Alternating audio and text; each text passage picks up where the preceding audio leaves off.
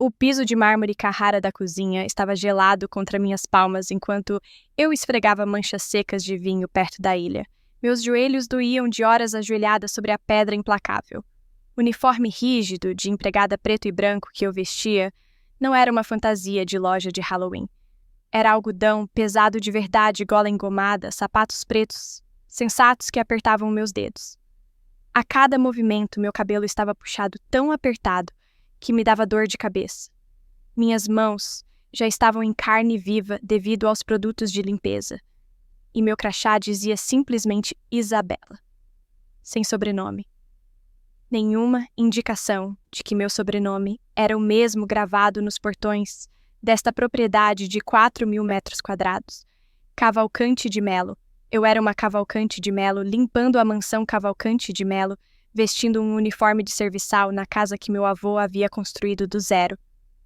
O sol da tarde entrava pelas janelas de pé direito, projetando longas sombras pela cozinha.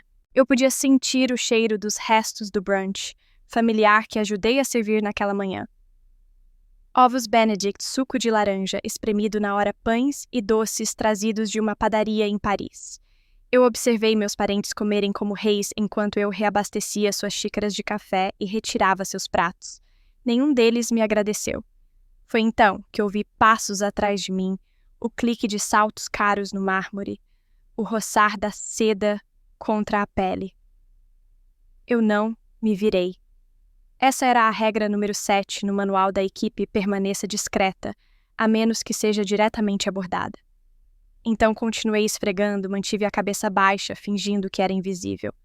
Foi então que ouvi minha tia Cláudia rir. Aquela risada distinta e cruel que eu conhecia desde a infância, aquela que ela reservava para momentos de pura satisfação à custa de outra pessoa. Olhem para ela, disse Cláudia, sua voz pingando diversão. De joelhos como a serviçal. Eu gostaria que papai pudesse ver isso. Na verdade, não. Que bom que ele não pode. Ele poderia sentir culpa. Ouvi minha prima Viviane bufar. Culpa, por favor, deixe-a esfregar. O vovô a desprezava. Esta é a humilhação final dele. Sua última piada cruel de além-túmulo. Minha mandíbula se apertou, mas eu não me mexi. Não reagi. Continuei esfregando, em círculos lentos e metódicos. Então meu primo Marcos entrou na conversa. Marcos, que dirigia um carro esportivo diferente a cada mês e nunca havia trabalhado um dia na vida. Assim que ela desistir, tudo finalmente virá para nós exatamente como planejamos. Eu congelei. Minha mão parou no meio do movimento. Minha respiração ficou presa na garganta exatamente como planejamos. Ela não vai durar um mês, continuou Cláudia, seus saltos clicando mais perto. Pude sentir a sombra dela cair sobre mim. Eu lhe dou 2 semanas antes que ela esteja chorando, nos alojamentos da equipe implorando para sair. E no momento em que ela fraquejar, no momento em que ela sair por aquelas portas, a propriedade será dividida igualmente entre nós. Todos nós exatamente como deveria ter sido desde o início. O advogado do papai confirmou, acrescentou Viviane.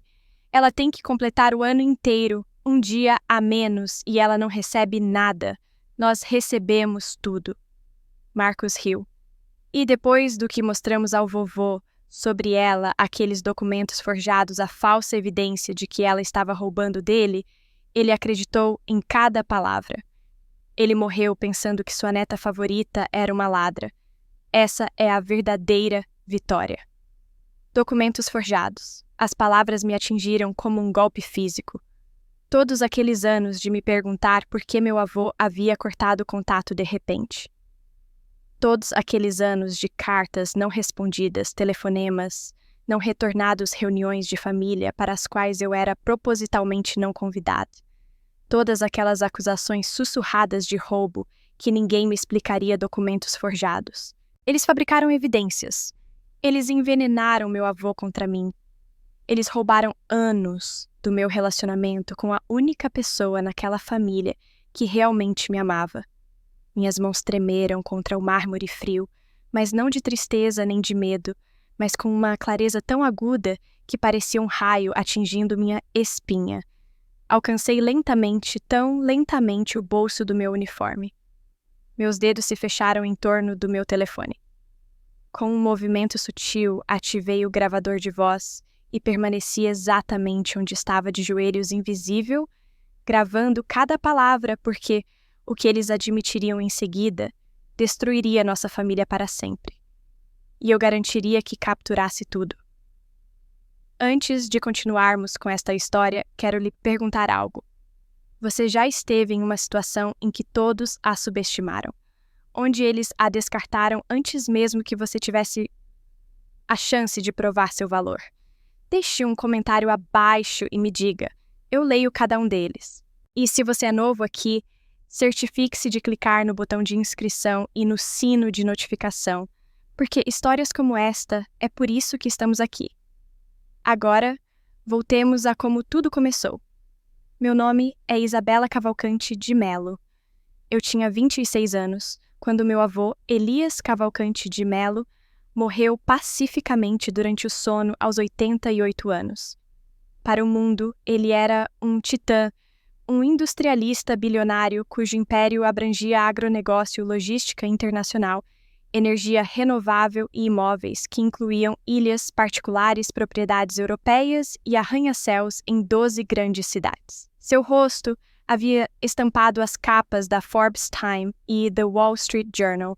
Presidentes buscaram seu conselho. Líderes mundiais compareceram às suas festas de aniversário. Para minha família, minhas tias-tios e primos, ele era algo muito mais simples. Um caixa eletrônico interminável. Uma fonte de riqueza que nunca secava, um nome que abria todas as portas, e um talão de cheques que cobria todos os excessos. Mas para mim, Elias Cavalcante de Melo era apenas vovô. O homem que me ensinou a jogar xadrez em tardes chuvosas de domingo. O homem que me levava a museus de arte quando eu tinha 7 anos e me deixava ficar na frente dos quadros o tempo que eu quisesse, nunca me apressando, nunca dizendo que tínhamos outro lugar para ir. O homem que, quando anunciei aos 18 anos que queria estudar arte em vez de negócios, olhou nos meus olhos e disse: "Então pinte algo lindo, Isabela. Pinte algo verdadeiro." Ele era o único que sempre me ouvia.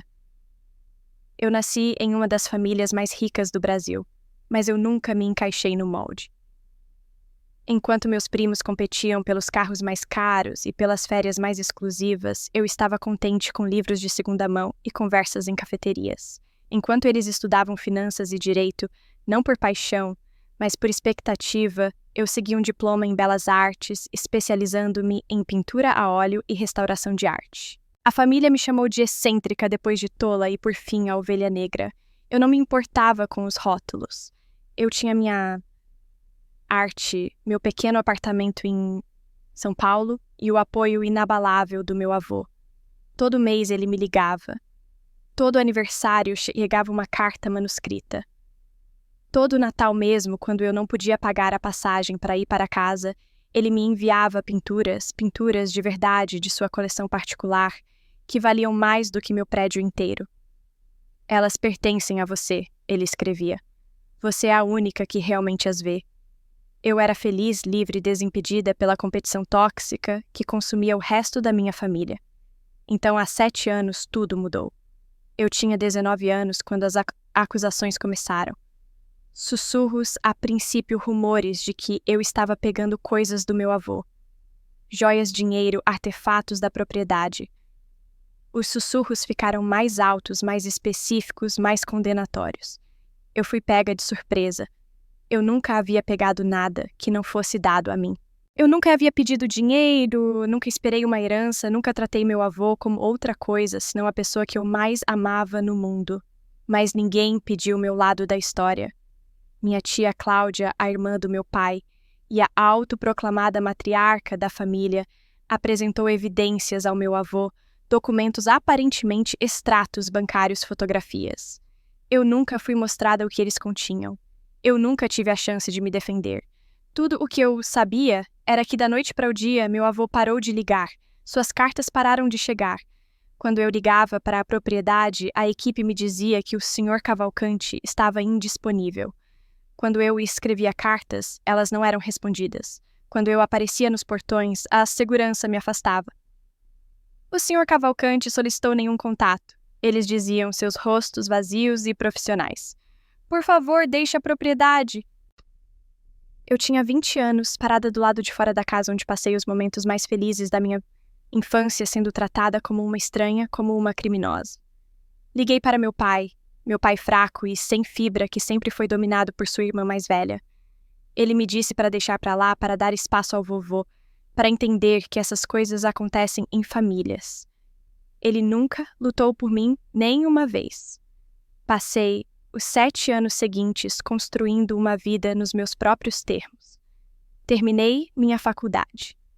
Consegui um emprego em um estúdio de restauração reparando meticulosamente obras-primas danificadas para museus e colecionadores particulares. Eu morava em um apartamento minúsculo, com pisos rangentes e aquecimento temperamental, e eu estava orgulhosa de cada metro quadrado dele. Eu nunca parei de me perguntar o que aqueles documentos diziam. Eu nunca parei de lamentar o relacionamento que perdi. Mas aprendi a viver com o mistério, a injustiça, o silêncio. Eu disse a mim mesma que um dia, de alguma forma, a verdade viria à tona. Eu só nunca esperei que viesse à tona assim. Quando meu avô morreu, recebi uma carta formal de seu escritório de advocacia. Não um cartão de condolências, não uma nota pessoal, mas uma intimação legal para comparecer à leitura do testamento. Minhas mãos tremeram enquanto eu a lia. Depois de 7 anos de silêncio, Elias Cavalcante de Melo estava entrando em contato comigo uma última vez, e o que ele tinha a dizer mudaria tudo. O escritório de advocacia de Menezes Campos e Associados ocupava os 3 andares superiores de um arranha-céu na Avenida Faria Lima, em São Paulo. Janelas do chão ao teto ofereciam vistas panorâmicas da cidade. Obras de arte originais penduradas nas paredes. O mobiliário provavelmente custava mais do que meu salário anual. Senti-me deslocada no momento em que entrei pelas portas. Eu estava vestindo meu melhor vestido, um simples tubinho preto que comprei em um brechó há 3 anos. Meus sapatos eram práticos, não de grife. Minhas joias consistiam em um único colar de prata que minha avó havia me dado antes de falecer. Minha família, em contraste, parecia estar comparecendo a um gala. Tia Cláudia vestia Chanel da cabeça aos pés, seu cabelo prateado preso em um coque elegante. Minha prima Viviane estava envolta no que reconheci ser um vestido Valentino sob medida. Eu o tinha visto em uma revista na semana passada. Marcos vestia um terno que provavelmente custava mais do que meu carro. Todos estavam lá, meu pai e sua expressão passiva e vazia. Meu tio Ricardo, que construiu uma carreira gerenciando os portfólios de investimento da família, o que significava que ele tirava uma porcentagem de cada transação. Meu tio Daniel e sua esposa, perpetuamente amarga Margarida, e todos os meus primos 7 deles no total, cada um mais arrogante do que o anterior. Eles me olhavam como se eu fosse um inseto que havia caído na taça de champanhe deles. Ora, ora, disse Cláudia, sua voz ecoando pela sala de espera. A neta pródiga retorna. Estou surpresa que você teve coragem de mostrar seu rosto. Eu não respondi. Há muito tempo, aprendi que Cláudia se alimentava de reações. Negar-lhe essa satisfação era o único poder que eu tinha. Fomos conduzidos a uma sala de conferências, com uma mesa longa o suficiente para acomodar 20 pessoas. O retrato do meu avô pendia na cabeceira da sala. Uma pintura a óleo, formal encomendada quando ele tinha 60 e poucos anos. Mesmo pintados, seus olhos pareciam te seguir inteligentes e penetrantes. Eu me sentei na extremidade da mesa o mais longe possível dos meus parentes. O advogado principal, um homem de cabelos prateados, chamado Dr. Ricardo Menezes, entrou com uma pasta de couro e uma expressão de solenidade praticada. Ele foi seguido por 2 associados carregando pastas grossas. A sala estava fervilhando de antecipação mal contida. Vi Viviane se inclinar para sussurrar algo para Marcos. Vi o tio Ricardo verificar seu relógio impacientemente. Vi os dedos de Cláudia batucando na mesa, seus olhos brilhando de expectativa. Todos eles sabiam ou pensavam saber o que estava por vir. O patrimônio de Elias Cavalcante de Melo estava avaliado em aproximadamente 4, 2 bilhões de reais convertidos em dólares. Dividido entre seus filhos e netos, isso significava centenas de milhões para cada um deles. Vidas de luxo garantidas por gerações. Eles esperavam por este momento há anos. Alguns deles, eu suspeitava, estavam esperando que meu avô morresse. Dr. Ricardo Menezes pigarreou. Obrigado a todos por estarem aqui hoje, ele começou. Antes de prosseguirmos, quero reconhecer que Elias Cavalcante de Mello não era apenas meu cliente, ele era meu amigo. Eu o conheci por mais de 30 anos. E posso dizer que ele pensou consideravelmente em como queria que seu legado fosse tratado. Ele abriu sua pasta e retirou um único envelope selado, com cera vermelha, ostentando o brasão da família Cavalcante de Mello. O que vocês estão prestes a ouvir representa os desejos finais e legalmente vinculativos de Elias Cavalcante de Mello. Eu pediria que vocês guardassem todas as perguntas até que eu termine de ler o documento na íntegra. A sala caiu em silêncio. Sorrisos de champanhe se mantiveram firmes. Olhares expectantes foram trocados. Menezes quebrou o selo, desdobrou o documento e começou a ler. Havia declarações preliminares, reconhecimentos da família, expressões de esperança de que seu legado seria preservado. Observei meus parentes ficarem impacientes, se mexendo em seus assentos esperando pelos números. Então Menezes alcançou a cláusula principal. A minha neta, Isabela Maria Cavalcante de Mello. Ele leu. Eu deixo todo o meu patrimônio, todas as empresas, propriedades, bens financeiros e ativos pessoais, avaliados em aproximadamente 4,2 bilhões de dólares. A sala não explodiu. Ela detonou. O quê? Cláudia gritou pulando de pé. Sua cadeira caiu para trás batendo na parede. Isso é insano! Gritou Ricardo, seu rosto ficando roxo.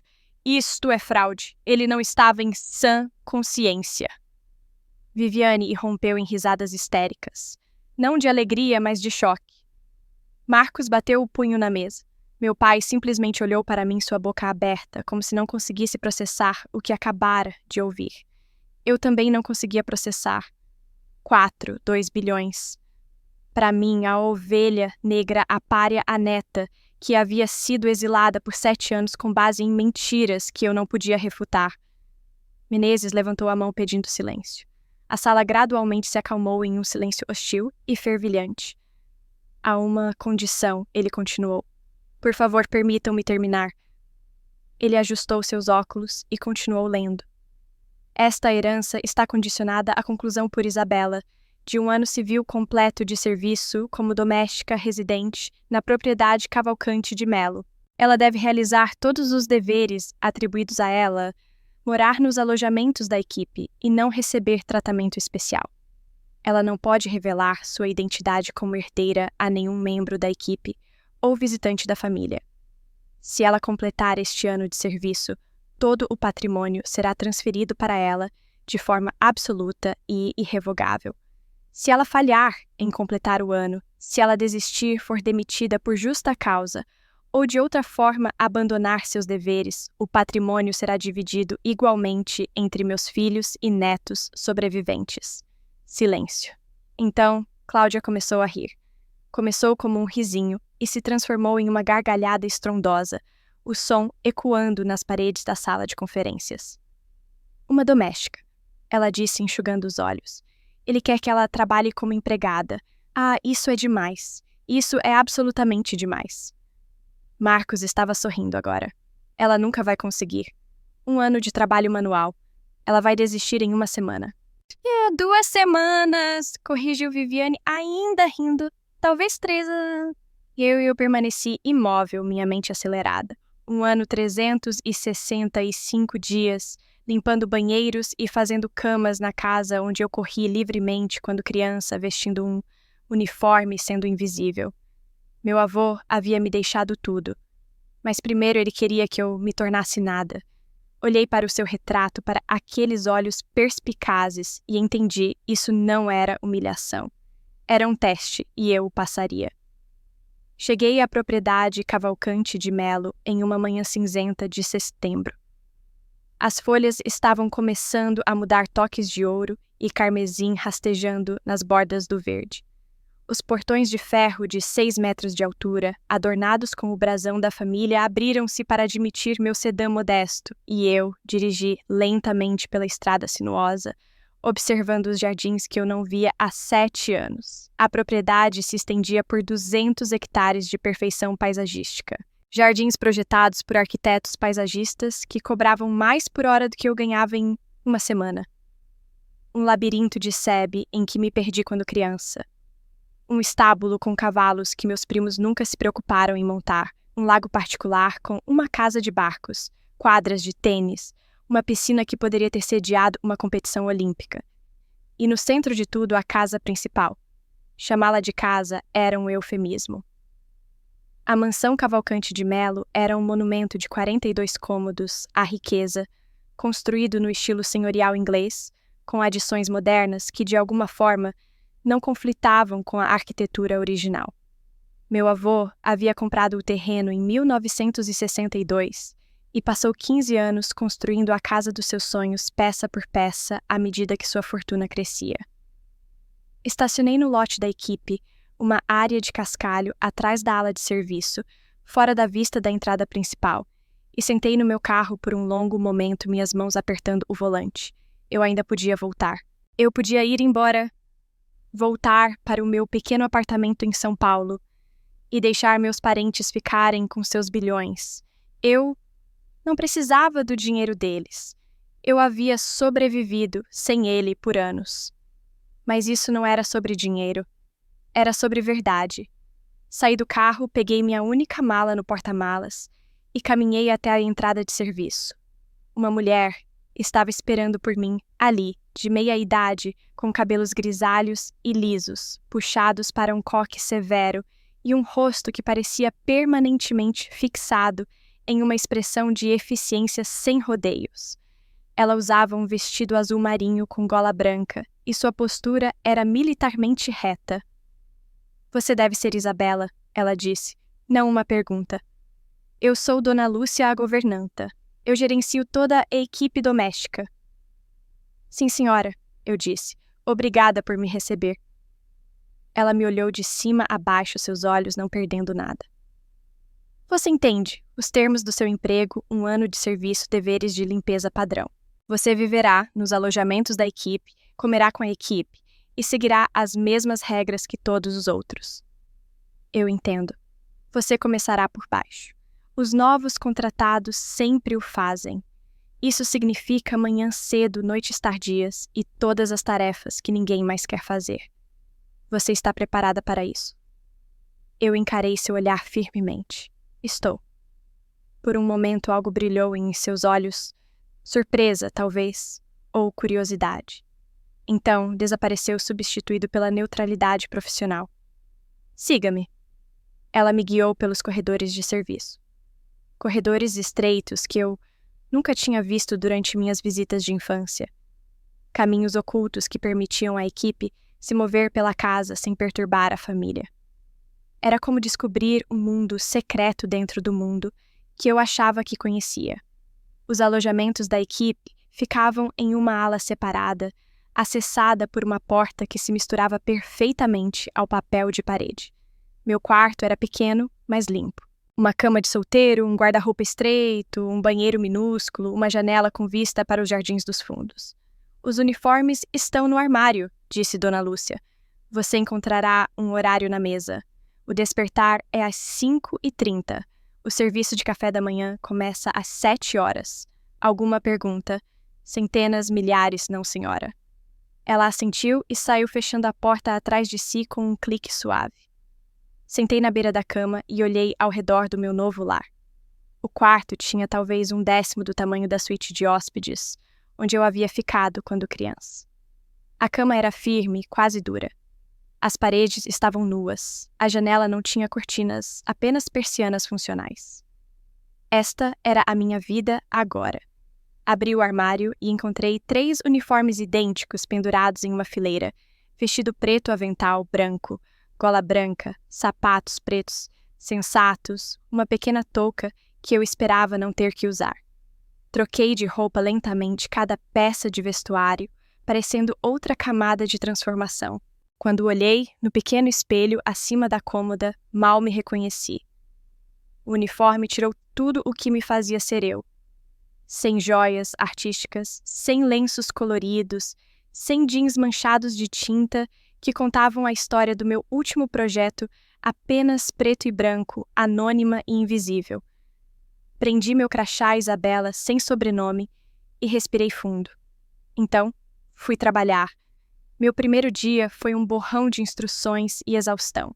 Aprendi a fazer uma cama corretamente cantos de hospital, lençóis tão apertados que você poderia quicar uma moeda neles. Aprendi a limpar janelas sem deixar riscos. Aprendi a hierarquia do armário de suprimentos de limpeza e a importância sagrada de nunca misturar certos produtos químicos. Fui designada para trabalhar com uma mulher chamada Rosa, uma empregada veterana de 50 e poucos anos que trabalhava na propriedade há quase 20 anos. Ela era paciente, mas exigente, corrigindo minha técnica, com uma firmeza gentil que me lembrava minha avó. Você está fazendo errado, ela disse enquanto eu tentava polir um castiçal de prata. Círculos, não linhas e pressão mais leve. Você vai arranhar o acabamento. Desculpe, eu disse, ajustando minha técnica. Ela me observou por um momento. Você não é como as outras meninas novas. A maioria delas reclama no final da primeira hora. Eu continuei polindo. Estou acostumada a trabalhar com as mãos. O que você fazia antes? Restauração de arte, eu disse. Consertando pinturas antigas, trabalho delicado. As sobrancelhas de Rosa se levantaram. E você desistiu disso para limpar casas? Eu não respondi. Eu não podia explicar a verdade. Que eu não havia desistido de nada, que eu estava jogando um jogo longo que nenhum deles poderia entender. No final do dia, minhas costas doíam, meus pés palpitavam e minhas mãos estavam vermelhas e em carne viva. Eu havia esfregado 3 banheiros polido prata suficiente para equipar um banquete real e trocado os lençóis de uma dúzia de camas.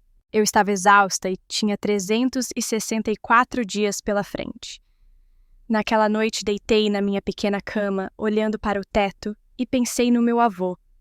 O que ele estava pensando quando adicionou essa condição ao seu testamento?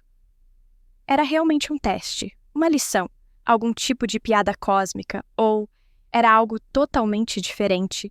Eu ainda não sabia, mas descobriria. Aconteceu no primeiro dia, meu primeiríssimo dia de uniforme. Eu estava de joelhos na cozinha, esfregando uma mancha de vinho persistente perto da ilha central. A família havia realizado um jantar na noite anterior. Meu primeiro vislumbre de como eles viviam quando pensavam que ninguém estava olhando. Garrafas vazias de vinho vintage, pratos de comida gourmet pela metade, pontas de cigarro, apagadas em cinzeiros de cristal inestimáveis. Eles haviam deixado a bagunça para a equipe resolver. Claro que sim. Eu fui designada para o serviço de cozinha naquela tarde, o que significava limpar a bagunça da família enquanto eles folgavam na sala de estar sem fazer nada de relevante. O trabalho era tedioso, mas meditativo. Minha mente divagou enquanto eu esfregava vagando por memórias desta sala de feriados e aniversários e conversas tranquilas com meu avô. Foi então que ouvi os saltos. Clique, clique, clique. O estacato agudo de sapatos caros no mármore. Eu conheci o som instantaneamente. Tia Cláudia. Ninguém mais na família andava com tamanha autoridade deliberada. Ela entrou na cozinha com 2 companheiras, Viviane e Marcos, seus leais tenentes. Elas estavam vestidas para o lazer, o que para eles significava roupas casuais de grife que custavam mais do que meu carro. Mantive a cabeça baixa, continuei esfregando, me fiz pequena e invisível, exatamente como fui treinada. Elas não pareciam me notar de forma alguma. Ou se notaram, me dispensaram como estando abaixo de sua atenção, apenas mais uma serviçal anônima, indigna de reconhecimento. Cláudia caminhou até a máquina de expresso, um importado italiano, que valia mais do que meu aluguel anual, e começou a preparar uma bebida para si mesma. Viviane pulou em um banquinho no balcão. Marcos se recostou na ilha a poucos metros de onde eu estava ajoelhada. Ainda não consigo acreditar que ela realmente apareceu, disse Viviane, revirando os olhos. Você viu o rosto dela na leitura? Parecia que tinha visto um fantasma. Por favor, zombou Cláudia. Ela provavelmente pensou que ia receber uma pintura de lembrança e uma carta de desculpas cheia de culpa. Em vez disso, ela recebe toda a propriedade com condições que nunca vai cumprir. Marcos riu. Essa coisa da empregada é genial. Honestamente, eu quase gostaria de ter pensado nisso. Você não é capaz desse nível de crueldade, disse Viviane, e ouvi o sorriso sarcástico em sua voz. Isso é puro papai. Minha mão diminuiu a velocidade no chão. Papai! Ela se referia ao meu avô. O pai deles. Cláudia tomou um gole de seu expresso. Ela realmente pensa que o vovô a amava. Essa é a parte triste. Ela pensa que isso é algum tipo de presente, algum gesto final de afeto. Por favor, disse Marcos. Ele acreditou em tudo o que mostramos a ele. Aqueles últimos anos ele estava tão confuso. Na metade do tempo, ele nem se lembrava de que dia era. Meu sangue gelou. Os documentos forjados funcionaram perfeitamente, acrescentou Viviane, sua voz casual, como se estivesse discutindo o clima. Aqueles extratos bancários que falsificamos os recibos falsos, as fotografias. Papai acreditou em cada palavra. Ele morreu pensando que sua preciosa Isabela era uma ladra. Documentos forjados. Eu havia suspeitado nas horas mais sombrias dos últimos 7 anos. Eu me perguntara se algo sinistro estava por trás do meu súbito exílio. Mas ouvir isso confirmado, falado em voz alta, casualmente, sem um traço de remorso, era algo totalmente diferente. Minhas mãos tremeram contra o mármore frio. E agora, continuou Cláudia, tudo o que temos que fazer é esperar. Ela vai desistir. Ela não tem fibra, não tem ética de trabalho. Ela é uma artista molenga que nunca fez um dia de trabalho duro na vida. 2 semanas, previu Marcos. Talvez 3. Eu lhe dou 1 mês, disse Viviane. Ela é teimosa. Vou lhe dar isso. Cláudia pousou sua xícara de expresso com um clique decisivo. Não importa. No momento em que ela sair por aquelas portas, no momento em que ela desistir, ou for demitida, o testamento será dividido igualmente entre os filhos e netos sobreviventes do papai, exatamente como deveria ter sido desde o início. E depois o quê? Perguntou Marcos. Vendemos as empresas, as mantemos, vendemos tudo o que não produz renda imediata, disse Cláudia. Mantemos os imóveis, convertemos o máximo possível em ativos líquidos. Eu já falei com consultores sobre a criação de trusts que protegerão nossas ações de quaisquer desafios legais futuros. Eles estavam planejando. Eles estavam realmente planejando como dividir o legado do meu avô antes que seu corpo estivesse frio, antes que eu tivesse sequer tido a chance de ganhar o que ele havia me deixado. E quanto a ela, perguntou Viviane, depois que ela desistir, nós a cortamos completamente. Cláudia riu. Ela estará tão humilhada que não mostrará o rosto por anos. E se ela tentar alguma coisa, se ela tentar contestar o testamento ou fazer acusações, temos os advogados do papai do nosso lado. Temos documentação do roubo dela. Temos um rastro de papel que convenceria qualquer tribunal de que ela é uma impostora. Um rastro de papel que eles haviam fabricado. Evidências que eles haviam falsificado. Anos da minha vida que eles haviam roubado. Permaneci perfeitamente imóvel. Meu coração martelava no meu peito, mas eu controlei minha respiração. Continuei esfregando em círculos mecânicos lentos, sem dar nenhum sinal de que estava ouvindo cada palavra. E lentamente, cuidadosamente, alcancei o bolso do meu uniforme. Meus dedos encontraram meu telefone. Eu o tinha trazido apesar das regras da equipe porque velhos hábitos são difíceis de morrer. E porque alguma parte de mim, algum instinto que eu não conseguia explicar, havia sussurrado que eu poderia precisar dele. Ativei o gravador de voz com um único movimento sutil. O indicador de gravação vermelho piscou silenciosamente no meu bolso. Ela não tem ideia do que a atingiu, disse Marcos sorrindo. Ela vai embora pensando que falhou. Que o vovô a desprezava. Que ela nunca foi digna do nome da família. Essa é a beleza disso, concordou Cláudia. Ela nunca saberá a verdade. Ela passará o resto da vida acreditando que ela era o problema, que ela era a decepção, que ela era a ovelha negra. Viviane deu uma risadinha. Ovelha negra! Perfeito! É assim que a chamaremos nas reuniões de família se ela aparecer em uma novamente. Elas riram juntas. 3 pessoas unidas pela ganância, crueldade e certeza absoluta de que haviam vencido. Elas não me viram. Elas não sabiam que eu estava ouvindo. Elas não tinham ideia de que suas próprias palavras faladas com arrogância e gravadas em segredo se tornariam a arma que as destruiria. Fiquei naquele chão da cozinha por mais 30 minutos, esfregando manchas que há muito haviam desaparecido, esperando que elas terminassem seu expresso e suas tramóias e finalmente fossem embora. Quando a cozinha estava vazia, sentei-me sobre os calcanhares e respirei fundo. Então tirei meu telefone e apertei parar. A gravação tinha 43 minutos de duração e continha tudo. Naquela noite, sentei-me no meu pequeno quarto nos alojamentos da equipe, com meu telefone nas mãos, e ouvi a gravação 3 vezes. A cada vez as palavras atingiam mais forte. Documentos forjados, extratos bancários falsificados, recibos falsos, fotografias que mentiam. Meu avô, em seus anos finais, foi alimentado com uma narrativa cuidadosamente construída de traição pela neta que ele mais amava. Eles roubaram nosso relacionamento. Eles envenenaram a memória dele de mim. Eles o fizeram acreditar enquanto ele estava morrendo que eu era uma ladra, e eles fizeram tudo isso para reivindicar o dinheiro dele. Eu queria gritar, eu queria invadir a ala da casa deles e tocar a gravação no volume máximo. Eu queria assistir aos seus rostos, enquanto percebiam o que eu sabia, o que eu tinha. Mas eu não o fiz porque havia algo que eles não sabiam. Algo que nem eu tinha entendido totalmente até ter passado pela leitura e processado cada palavra da explicação do advogado. Havia uma cláusula selada. Dr. Menezes, o advogado, havia mencionado isso brevemente na leitura, mas no caos da reação da minha família, ninguém tinha realmente escutado.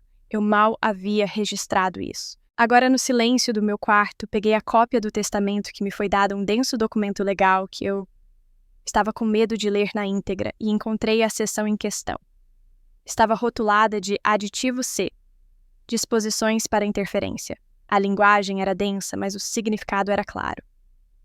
Se for provado que qualquer parte deste testamento se envolveu em fraude e falsificação, abuso de idoso, influência indevida ou qualquer forma de manipulação destinada a alterar meus desejos testamentários ou danificar meu relacionamento com qualquer beneficiário, essa parte será imediata e permanentemente deserdada.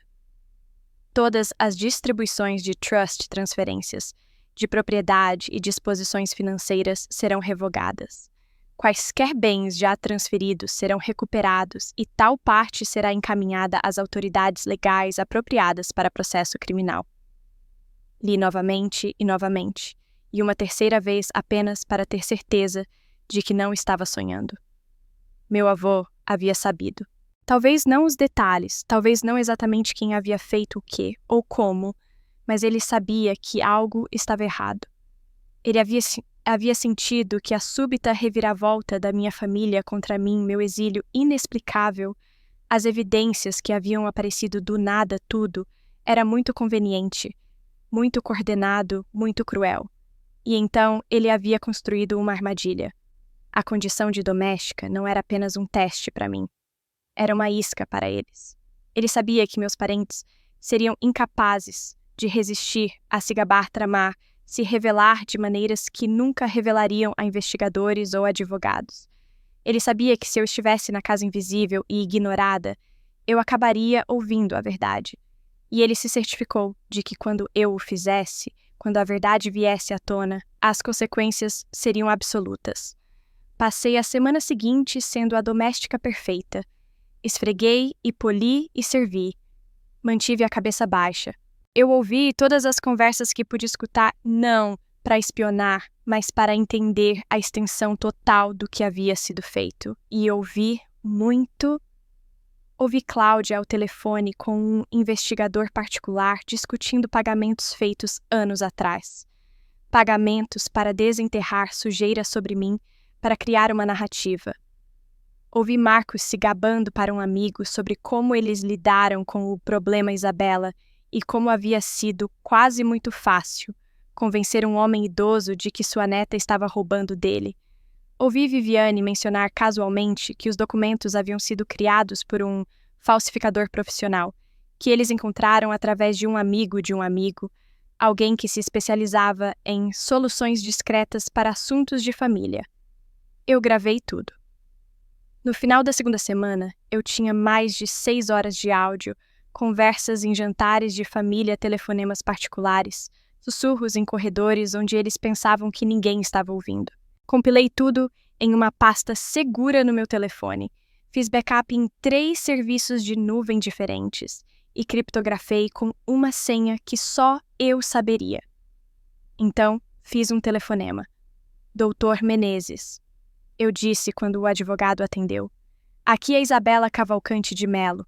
Precisamos nos encontrar. Eu tenho evidências de que o aditivo C foi acionado. Houve uma longa pausa do outro lado da linha. Entendo, ele disse finalmente. Sua voz estava cuidadosamente neutra, mas eu podia ouvir algo por baixo. Satisfação, talvez, ou alívio.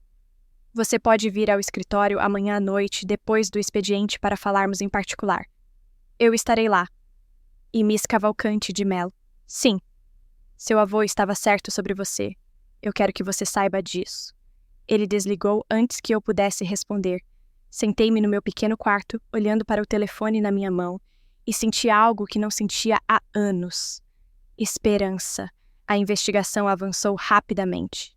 O doutor Menezes montou uma equipe contadores forenses, analistas de caligrafia, investigadores particulares e 2 ex-procuradores federais especializados em crimes de colarinho branco. Em dias, eles estavam rastreando registros bancários, entrevistando testemunhas e construindo um caso que acabaria abrangendo centenas de páginas. Eu continuei meu trabalho na propriedade invisível, como sempre. Todas as manhãs, eu fazia camas e polia prata e esfregava pisos. Todas as noites, eu me encontrava com a equipe jurídica, fornecendo contexto e gravações adicionais à medida que surgiam. As evidências eram esmagadoras. Os documentos forjados, descobriu-se, haviam sido criados por um fraudador profissional, que trabalhava em um pequeno escritório no interior de São Paulo. Quando os investigadores o confrontaram, ele cedeu imediatamente, fornecendo registros detalhados de seu trabalho, incluindo e-mails de Cláudia instruindo-o exatamente o que criar. Registros bancários mostraram um pagamento de $75. 000 para um investigador particular que havia sido encarregado de encontrar evidências de improbidade financeira contra mim. Quando nenhuma evidência pôde ser encontrada, o investigador simplesmente a fabricou. 3 ex-cuidadores, enfermeiros e assistentes que trabalharam com meu avô em seus anos finais se apresentaram para testemunhar. Eles descreveram Cláudia e seus irmãos visitando a propriedade regularmente, alimentando meu avô com histórias sobre minhas supostas traições, mostrando-lhe evidências fabricadas, impedindo-o de receber minhas cartas. Uma enfermeira, uma mulher de fala mansa chamada Maria, começou a chorar durante sua entrevista. Ele perguntava sobre ela, ela disse. Perto do fim, quando estava muito fraco, ele perguntava: Isabela ligou? Ela escreveu. E eles diziam não. Eles diziam a ele que ela o havia abandonado, que ela não se importava. Mas eu vi as cartas. Eu vi os pacotes que ela enviava com pinturas e fotografias. Eles as queimaram. Eles queimaram tudo. Eu ouvi esse depoimento pelo meu telefone, sentada no meu pequeno quarto, e chorei. Todos aqueles anos de silêncio, todos aqueles anos me perguntando por que ele não respondia. Ele estava tentando me alcançar e eles o mantiveram afastado. Os procedimentos legais levaram vários meses, mas quando o martelo finalmente caiu, caiu forte. Todos os trusts foram congelados. Cada trust que financiava os estilos de vida luxuosos dos meus parentes foi suspenso, aguardando investigação. De repente, os membros da família que nunca haviam trabalhado um dia na vida se viram sem acesso aos seus rios habituais de dinheiro.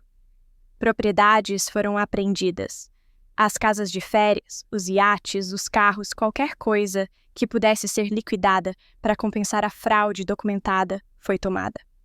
Foram apresentadas acusações criminais. Cláudia Marcos Viviane e vários outros foram indiciados por acusações de abuso de idoso, fraude e conspiração e falsificação.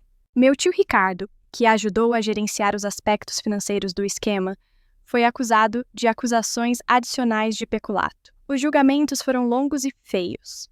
Meus parentes contrataram advogados caros que tentaram todos os truques do livro. Atrasos, moções para arquivamento, ataques à minha credibilidade, alegações de que minhas gravações haviam sido fabricadas. Nada funcionou. A evidência era muito forte. As testemunhas eram muito críveis. O rastro de papel, muito claro. Cláudia foi sentenciada a 7 anos de prisão federal. Marcos pegou 5. Viviane pegou 3, com 2 anos suspensos. Tio Ricardo pegou 9 anos, a sentença mais longa de todas. Seus crimes financeiros se estenderam muito além do esquema contra mim. Meu pai, que estava à margem da conspiração, mas sabia disso e não fez nada, foi publicamente nomeado e envergonhado. Ele não foi acusado criminalmente. Seus advogados argumentaram com sucesso que ele havia sido um participante passivo, mas sua reputação foi destruída. Ele se retirou da vida pública incapaz de encarar o mundo que agora sabia o que ele havia permitido que acontecesse. E eu assisti a tudo se desenrolar do meu pequeno quarto, nos alojamentos da equipe.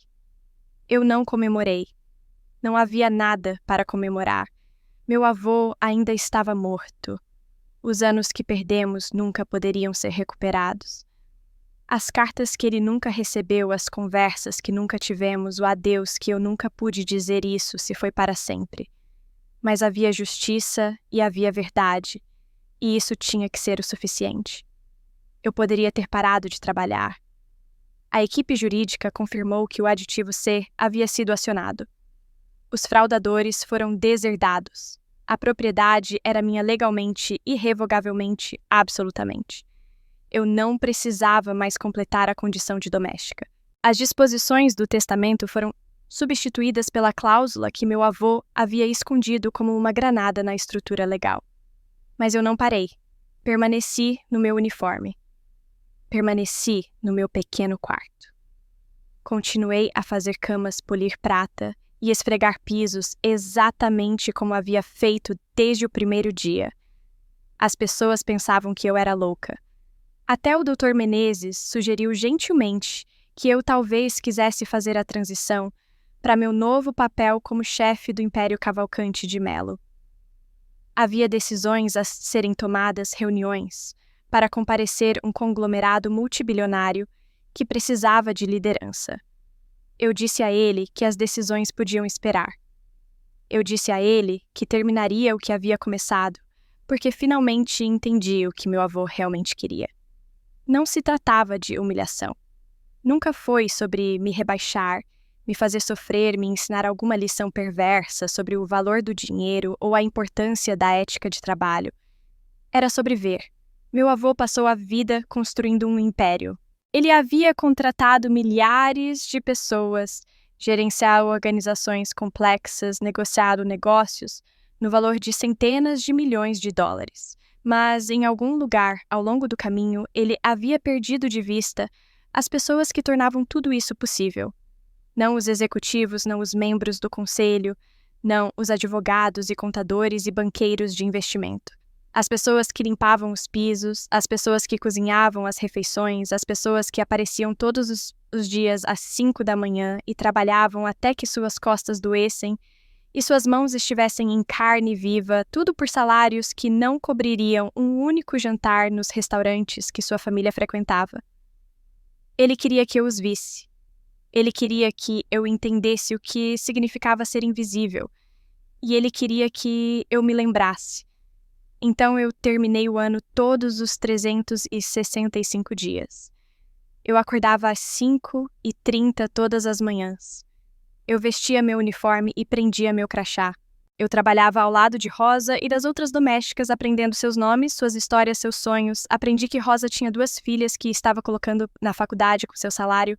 Aprendi que Dona Lúcia havia começado a trabalhar na propriedade aos 16 anos, filha de imigrantes que lhe ensinaram que o trabalho duro era o único caminho para a dignidade. Aprendi que o jardineiro, um homem quieto chamado Eduardo, enviava metade de seu salário para sua mãe no interior de Minas Gerais todos os meses. Essas eram as pessoas que mantinham o mundo do meu avô funcionando. Essas eram as pessoas que haviam sido invisíveis para minha família por décadas. Elas nunca mais seriam invisíveis para mim. No último dia do meu serviço, eu vim tomar café da manhã com meu uniforme pela última vez. A equipe se reuniu na cozinha. Todos eles de Dona Lúcia ao jardineiro mais novo. E eles olhavam para mim com expressões que eu não conseguia decifrar. Dona Lúcia deu um passo à frente. "Nós sabemos quem você é", ela disse baixinho. "Nós sabíamos há algum tempo." Eu pisquei. "Você sabia?" "O Sr. Cavalcante me disse antes de falecer. Ele queria que alguém soubesse a verdade. Ele queria que alguém cuidasse de você." Olhei para a mulher com quem trabalhei lado a lado por um ano, a mulher que corrigiu minha técnica, me atribuiu tarefas difíceis e me empurrou para fazer melhor. E eu a vi com novos olhos. "Você estava me testando", eu disse. "Eu estava te protegendo", ela corrigiu, "do jeito que seu avô me pediu." Ela enfiou a mão no bolso e retirou um envelope amarelado de idade selado com o selo de cera pessoal do meu avô. "Ele escreveu isso para você. Ele disse para te dar quando o ano terminasse." Peguei o envelope com as mãos trêmulas. "Obrigada", eu sussurrei. "Por tudo", ela assentiu. E pela primeira vez em um ano, eu a vi sorrir. A carta do meu avô tinha 3 páginas escrita em sua caligrafia cuidadosa e elegante. Li sozinha no escritório, que antes era dele, e chorei até não ter mais lágrimas. Ele se desculpou por acreditar nas mentiras, por não confiar em seu próprio coração, por permitir que fosse manipulado pelos filhos que ele havia criado. Ele explicou como havia começado a suspeitar da verdade em seus meses finais, como havia investigado discretamente, como havia descoberto o suficiente para saber que eu havia sido injustiçada, mas não o suficiente para provar isso em tribunal. Ele pediu perdão não para si, mas pelos anos que perdi, pela dor que suportei, pela família que me falhou. E ele me deu instruções, não ordens, mas sugestões, ideias de como usar os recursos que estava me deixando. Visões de como o legado Cavalcante de Melo poderia se tornar. "Faça-o melhor", ele escreveu. "Faça-o mais gentil. Faça-o algo de que eu possa me orgulhar quando olhar de onde quer que eu esteja." Eu levei suas instruções a sério. Agora, com 29 anos, eu administro o Império Cavalcante de Melo de forma diferente de qualquer Cavalcante de Melo antes de mim. Transparente. Cada decisão que tomo, cada real que gasto é documentado e disponível para revisão. Contratei auditores independentes para examinar todos os aspectos de nossas operações e publicar suas descobertas publicamente. Se vamos exercer tanto poder, decidir, vamos fazê-lo na luz. Ético. Eu desinvesti de indústrias que causavam danos, extração de combustíveis fósseis, fabricação de armas práticas de trabalho exploratórias. Reinvesti em energia renovável, agricultura, sustentável, educação e saúde. O portfólio é menor do que era, mas está limpo. Eu consigo dormir à noite. Humano. Eu dobrei os salários de todos os empregados domésticos em todas as propriedades Cavalcante de Melo. Estabeleci fundos de pensão e planos de saúde para a equipe que nunca teve nenhum. Criei bolsas de estudo para os filhos dos funcionários. E financiei programas de treinamento profissional para quem quisesse progredir. As filhas de Rosa se formaram sem dívidas. Dona Lúcia se aposentou com benefícios totais e uma pequena chácara nos terrenos da propriedade. Eduardo trouxe sua mãe para o Brasil e comprou uma casa com jardim para ela. Essas eram pequenas coisas no grande esquema de um império multibilionário. Mas elas importavam. Elas importavam para as pessoas cujas vidas mudaram. E elas importavam para mim. Mantive a equipe leal e promovi de dentro. Os executivos que haviam sido cúmplices nos esquemas da minha família, que sabiam da fraude e não fizeram nada, ou ajudaram ativamente, foram demitidos. Em seus lugares, promovi pessoas que haviam subido a pulso, que entendiam o que significava merecer sua posição. Vendi propriedades ligadas à corrupção. As casas de férias onde meus parentes hospedaram seus esquemas, os edifícios de escritórios que haviam sido comprados com dinheiro lavado tudo, foi embora. Eu doei os lucros para organizações que ajudam vítimas de abuso de idosos. Financiamos programas de arte e bolsas de estudo. Em nome do meu avô, estabeleci bolsas para jovens artistas de origens desfavorecidas. Em nome da minha avó, criei uma fundação para a restauração de arte, preservando obras-primas para as gerações futuras. O império não encolheu, ele evoluiu, e todos os dias, quando eu caminhava pelos corredores da propriedade que agora era minha, eu pensava no meu avô. Eu pensava nas lições que ele havia me ensinado. Não apenas através do seu testamento, mas através de sua vida. Ele tinha sido imperfeito. Ele havia acreditado em mentiras. Ele havia se permitido ser manipulado. Mas no final, ele encontrou uma maneira de consertar as coisas. E esse era um legado que valia a pena continuar. Na entrada principal da propriedade Cavalcante de Melo, o grande hall, onde os convidados são recebidos e os dignitários são recepcionados a uma única vitrine. Não é uma pintura de mestre antigo, embora tenhamos dezenas delas. Não é um artefato inestimável, embora a propriedade contenha muitos. Não é um retrato do meu avô, embora ele merecesse tal honra. É um uniforme de doméstica. Vestido preto, avental branco, gola branca, sapatos pretos sensatos, ligeiramente arranhados por um ano de uso intenso, um crachá que diz simplesmente Isabela. Os visitantes sempre perguntam sobre isso.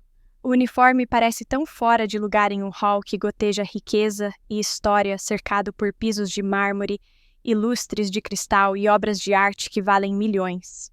Eu lhes digo a mesma coisa todas as vezes. Aquele uniforme, eu digo, pertenceu a mim. Eu o usei por um ano. Ele representa as lições mais importantes que já aprendi. Eles parecem confusos. Às vezes, eles riem nervosamente inseguros se estou brincando. Eu não estou. Aquele uniforme não é exibido como humilhação. Não é um lembrete de vergonha ou sofrimento ou da crueldade dos meus parentes. É prova.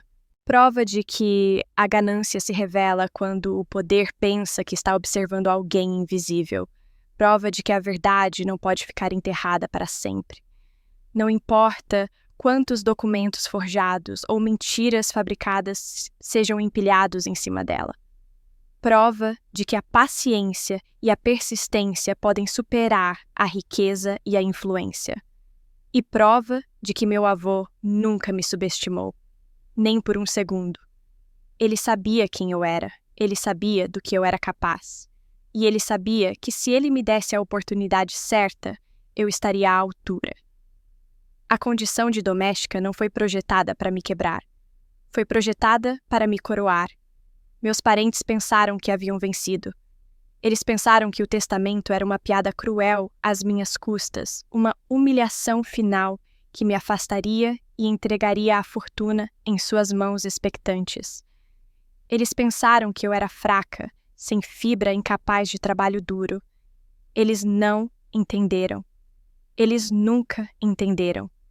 O ano que passei como doméstica não foi uma punição, foi uma educação.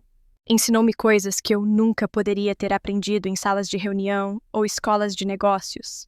Ensinou-me o valor do trabalho honesto, ensinou-me a dignidade do serviço, ensinou-me que o verdadeiro poder não vem do dinheiro ou da posição, mas da integridade e da compaixão e da vontade de fazer o que é certo mesmo quando é difícil.